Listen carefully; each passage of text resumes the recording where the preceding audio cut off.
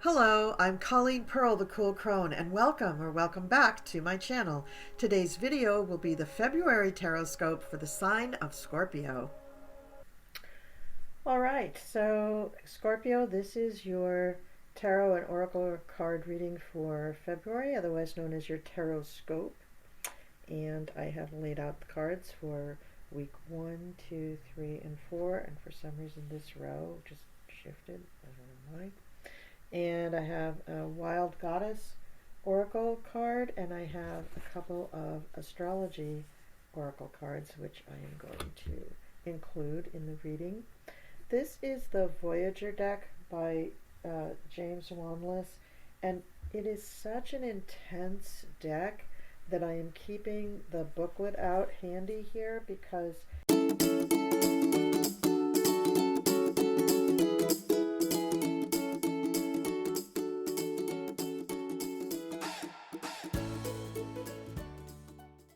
so we start out with the Ten of Cups.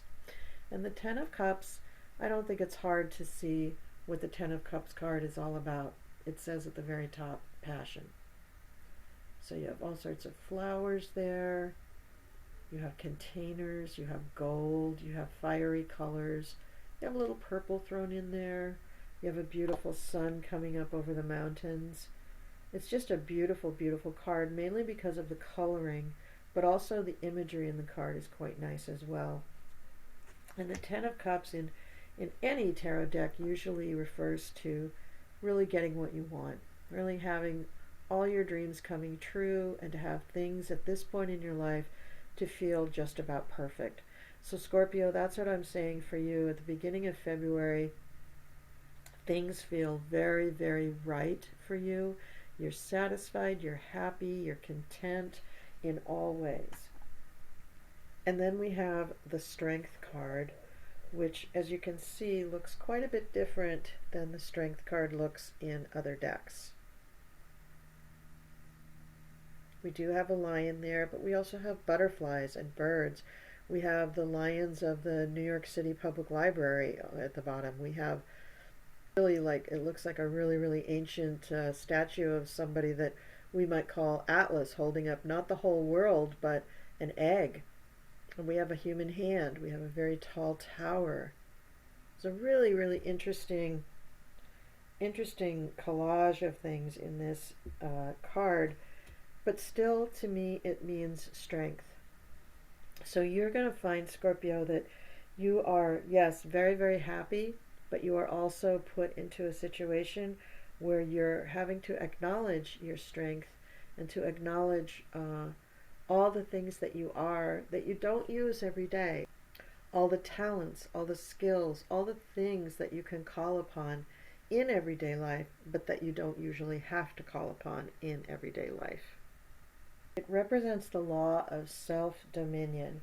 Strength is the free and controlled total expression of your being. In other words, your self-dominion. And is symbolized by the headrest Shu, the Egyptian god of the air who brought order out of chaos. You maintain dominion over your mind. The pool of fiery water symbolizes your emotional control. The hand on the lion's face represents dominion over your physical and animal lusts and appetite, and the Parthenon is a symbol of your mastery over your worldly life.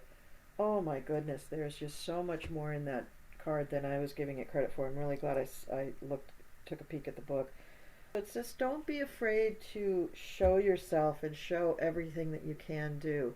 These may not, again, going back to the original Strength card, these may not be things that you exhibit or are called upon to exhibit in everyday life, but it is something that you possess, and there's no getting away from that.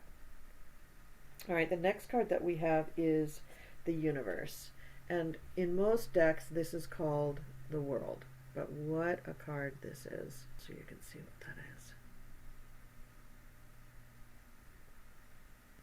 Now this in the corner, this little picture here, is what's on the back of the cards, which is a picture of a DNA molecule.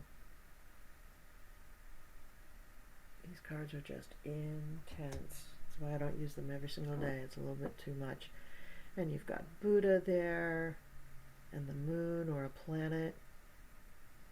Got a geode behind that Roman statue. Just so much going on. There's more planets in the background. A spaceship I see. What is that? Well, let's read about it because it's very interesting. I'm just going to pull out the. I'm just not going to even try to hide the fact that I need to look at the book on these because these cards are just so intense. So you are the universe. You're like the center stone. You possess within yourself a universe of possibilities. What you can see in your mind's eye exists. Like Michelangelo, sculpt anything out of yourself. A flower, a city, a god, a star. Go for it. Do it. Like the stone, you are whole and perfect, but as the uncompleted sculpture, the awakening giant, your life is an unfinished process. So I guess that's the sculpture in the middle of the card. I did not know the name of that sculpture. And let's see, the universe within is emerging as you grow more aware, emotionally expressive, and physically regenerated. Recreate your life through death and rebirth and build for yourself a new universe of new people and places. Oh my goodness. So, yes, you're very happy right now, but you have all of those. So that's the Ten of Cups. You're very happy right now, but you have all of these strengths and abilities. And so build yourself a new universe. Not just a new life, a new world, but a new universe. So Scorpio, that's a pretty tall order there for February. But that's what's happening for you in the first week is perhaps you are questioning, I have so many blessings. Maybe I should be trying to improve the world or my family's world or universe or my city's universe or my country's universe. Maybe you're asking too little of yourself to simply just enjoy how happy life is making you right now. And then we come to the Eight of Crystals. And the Eight of Crystals, I believe, would correspond to the Eight of Swords. And so this is the card that usually has a woman hemmed in with a blindfold on and the swords around her. But this card is nothing like that. It is all about different crystals, how they grow and their formation. And the key word for this is synthesis. The multifaceted nature of the crystal symbolizes the versatility of your mind. Like the integrated structure of the crystal, you are able to synthesize diverse ideas and mental qualities. The center crystal represents the corpus callosum, the brain tissue that connects your right brain creativity, which is the organic looking crystal, and left brain reason, which is the cut diamond and calculator. Be both artist and scientist, poetic and logical. You are endowed with mental harmony, balance, and evenness. Oh, sorry, my hand drifted over to the side, sorry. But so this is quite different than the Rider-Waite version of the Eight of Swords. It's quite different. Synthesis is not what they're talking about with that chick with the blindfold and the swords around her. So synthesis is something very, very big, and maybe synthesis and the ideas of synthesis, and also the next two cards that are coming up, will help you in your vision of the new universe that you are creating. So I'm just going to keep the book in my hand. Obviously, I'm going to read about these because they're just so intense. And the next card, we're in the second week of February now, is Fulfillment. The Nine of Cups. Now, this is another card that basically says your wishes come true. Just want you to see all the things that are there. There's many different cups. There's a sphere in there. There's flowers.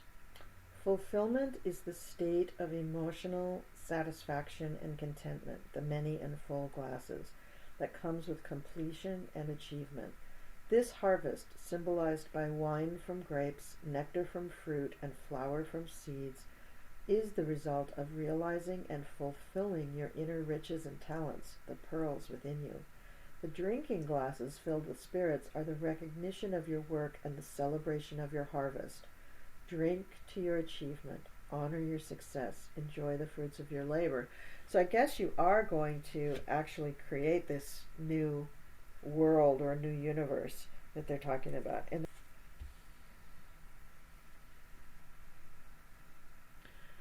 the lovers, symbolized by the conjoined male and female, is the law of union, oneness through the marriage of opposites.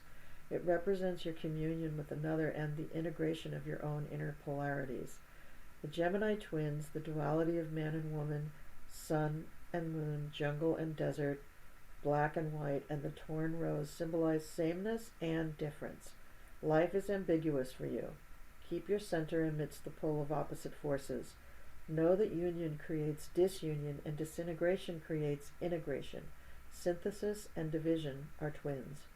You are continually faced with choices to choose this or that, to be involved or not involved. You may be indecisive, confused, and at times a little schizophrenic, but out of the chaos comes clarity. Be comfortable with change. Wow. Okay. So let's look at what does this mean for you. Really, let's integrate these cards here. So the synthesis and the lovers, I think, are saying, they're kind of opposite ends of the spectrum. So you do need to celebrate what you've done or what you can do and what you're about to achieve. But the synthesis of who you are up to this point is very important. And then coupling that with joining with another or not joining with another, and celebrating your differences with other people is also important, while still maintaining synthesis and fulfillment. So to gain all of the fulfillment that you are offered, you both need to join with another and celebrate the difference of that other with you, and also synthesize yourself to join in what the other enjoys as well. So Scorpio, this is a really cool reading so far. All right, the next, and I gotta say, you got a lot of major arcana too, so that's also, like Aquarius, that's making this reading really impactful and really powerful for you, and making a very powerful February. Next card up is Fortune. That begins the third week in February, and that looks like so. The blackamoor bearing the treasures of Dresden symbolizes the law of prosperity.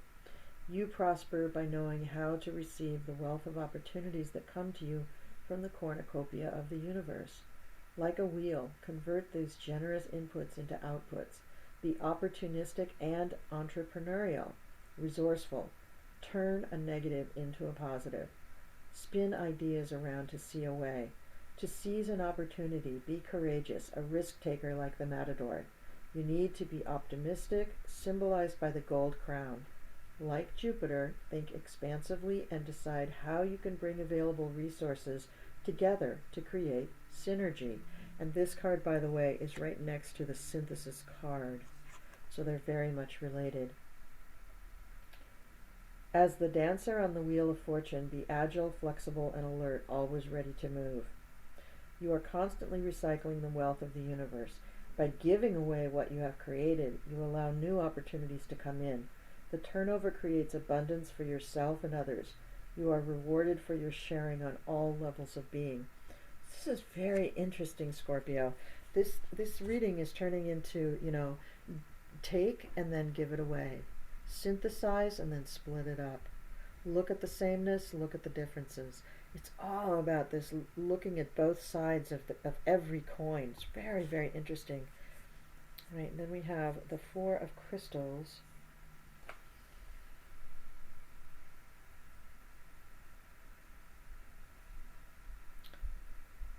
The crystal, like the mind, is composed of many different facets organized into a whole. The crystal and the mind have internal organization and inner logic, enabling you to put raw creative ideas into a logical pattern and structure. Organize ideas into a systematic order. Think logically and holistically. See relationships and classify. See the essential and prioritize. Allow your critical intelligence to judge and evaluate. Use your reason and intellect to make decisions. So, wow. So, yeah, you may have to play this reading back a couple of times to really get everything that it's trying to say, because it is so rich. There is so much going on here. All right, well, let's read the third one and then we'll try to synthesize this week. So the next card is the Ten of Wands, and the key word for it is growth. Like the tree moving toward the light, grow yourself as you expand and extend yourself into the light.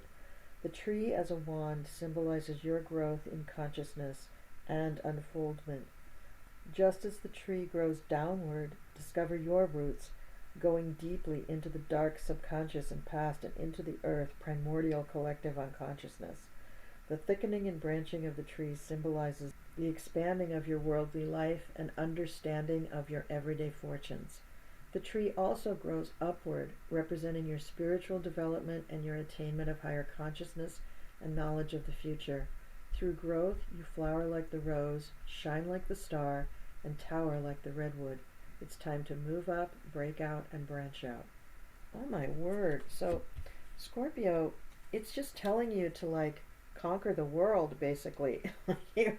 Like you are able to do all of these things. You have so much power within you, and you have great intellect and logic, and yet you can balance things and understand everything, the yin, the yang, the in, the out, the dark, the light, the growth, the reduction. It's amazing. I'm going to have to listen to this reading again. This is just incredible. So, okay, the next card is Time Space, which is usually known as the Judgment card, symbolized by Zipitotec, Aztec god of spring, who, wearing the skin of a sacrificed human, represents the new life which attends the death judgment of old karmic patterns. As symbolized by the three Buddha judges, this is a time for rendering justice to yourself through objective and acute self-evaluation. The law of karma, the law of laws symbolized by time-space, means that with your telescopic vision you are able to see the causes and effects of your mental and behavioral patterns. The sequences of the rock, monument, sun, and moon indicate your ability to see how your past determined your present and what your present will create for you in the future. Through your vision, alter the future and redirect your karma. Your sundial steering wheel illustrates your understanding of who you are and where you are going. Like the flyer, birds, meditator, and explorer spacecraft, take great flights of mind. As a traveler in consciousness, transcend the world of matter and go in mind anywhere for any time period. You are a futurist and seer. Your visions and ideas are seeds that bubble forth to alter minds and perceptions. Wow, so you have a big agenda on your plate, Scorpio. You have a lot to do. Empress is next. Standing before the earth, the Empress is the protectress. She symbolizes the law of preservation. As the Egyptian goddess Selket, who watched over the spirit of Tutankhamun, she represents your responsibility to maintain and guard the seed essence of life so that it can eternally flower. You are able to recreate, resurrect, and revive. As Empress, you are the mother. Like Mother Earth, preserve life by reproducing it. You are a creatress. Be mothering. Cultivate your creations into full bloom. Be a nurturer, a provider, and a giver. You possess unconditional love for all of life's creations.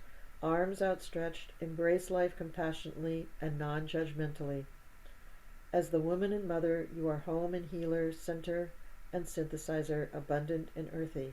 You are fecund and sensual, magnetic and beautiful. Oh, just gorgeous. And then the only card that has anything not just, hey, you're going to blow up the world on it, is the final outcome. It's very interesting. So this is the Six of Cups. And in this deck, the key word for the Six of Cups is sorrow.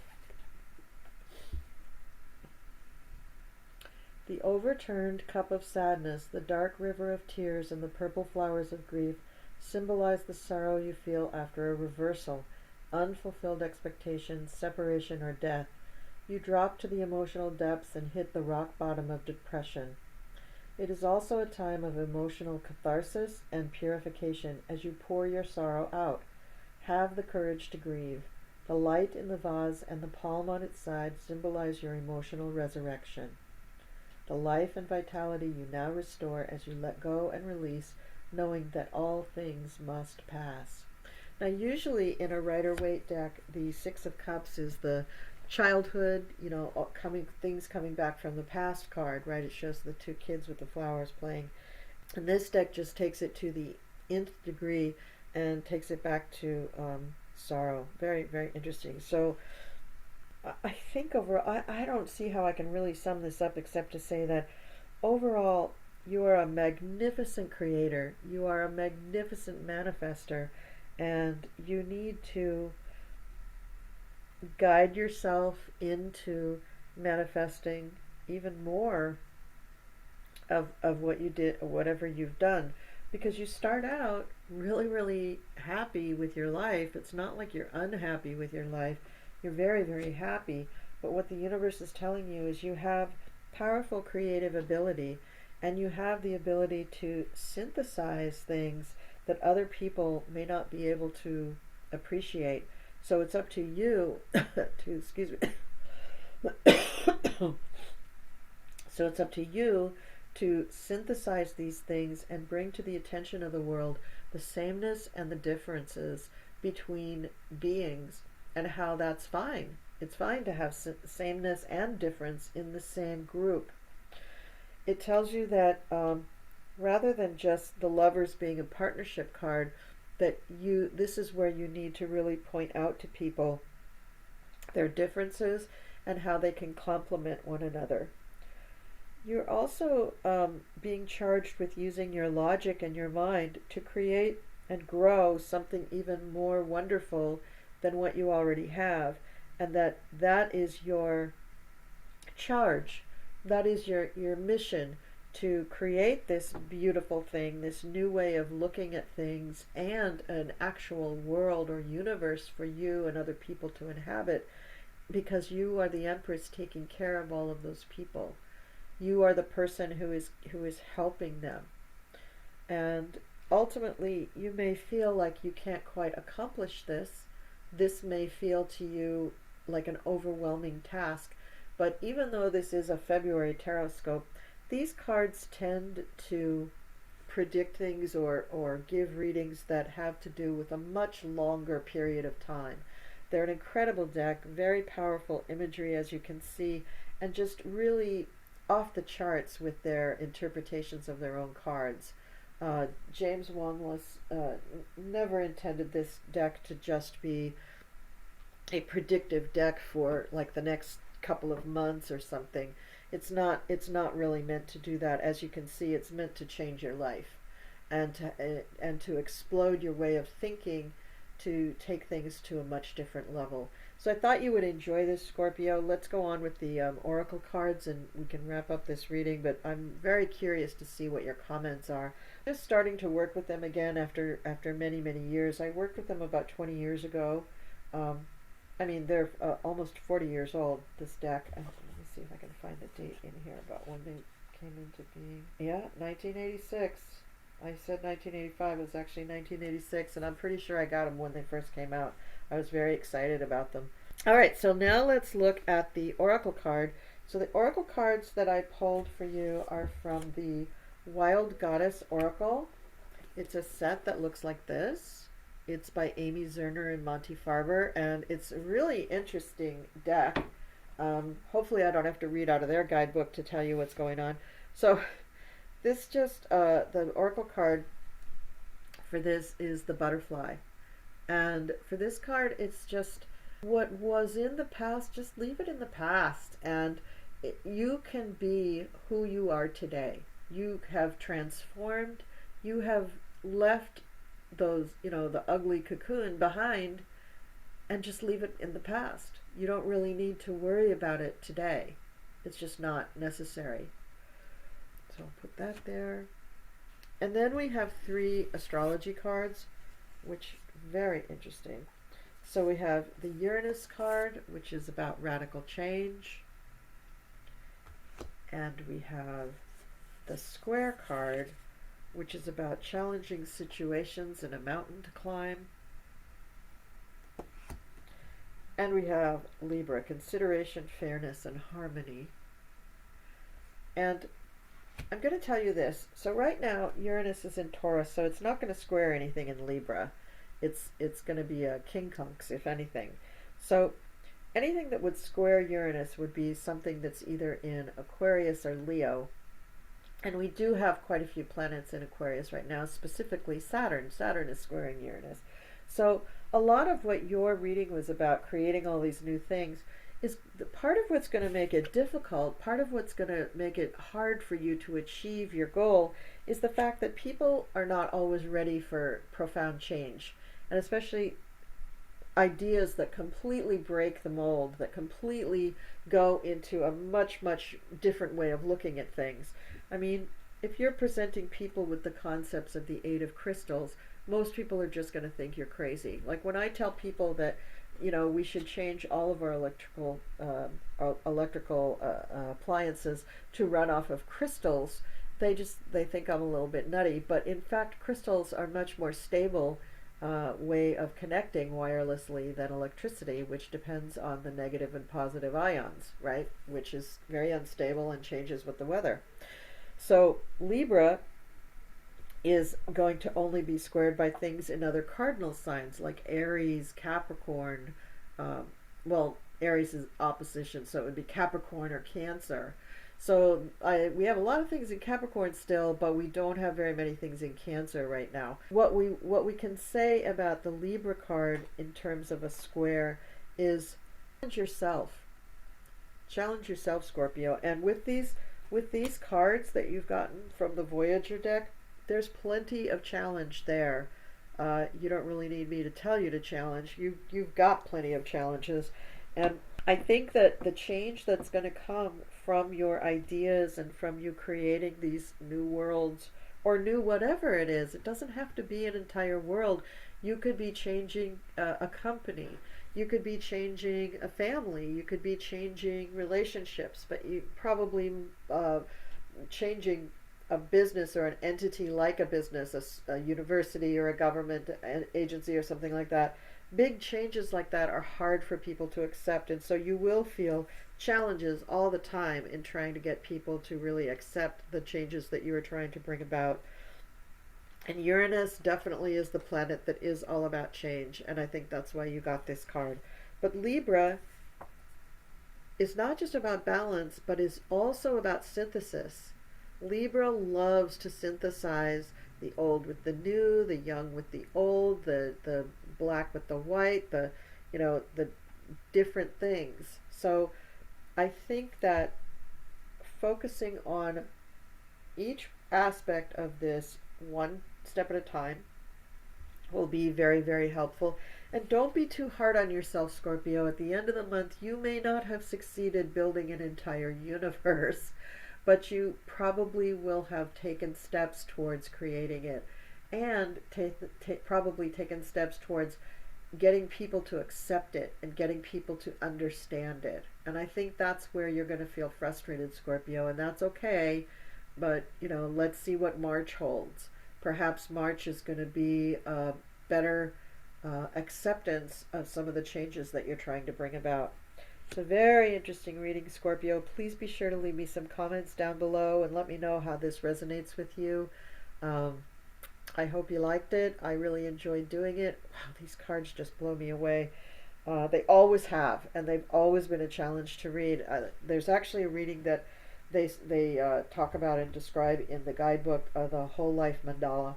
And I'll demonstrate that someday. I'll do a video someday, and I'll do a whole life mandala for somebody. It takes a long time, for one thing. It takes like over an hour to do the reading. So that in itself is a little bit of a challenge. All right, Scorpio, thank you for watching. Thank you for liking, sharing, and subscribing. And I will see you next time.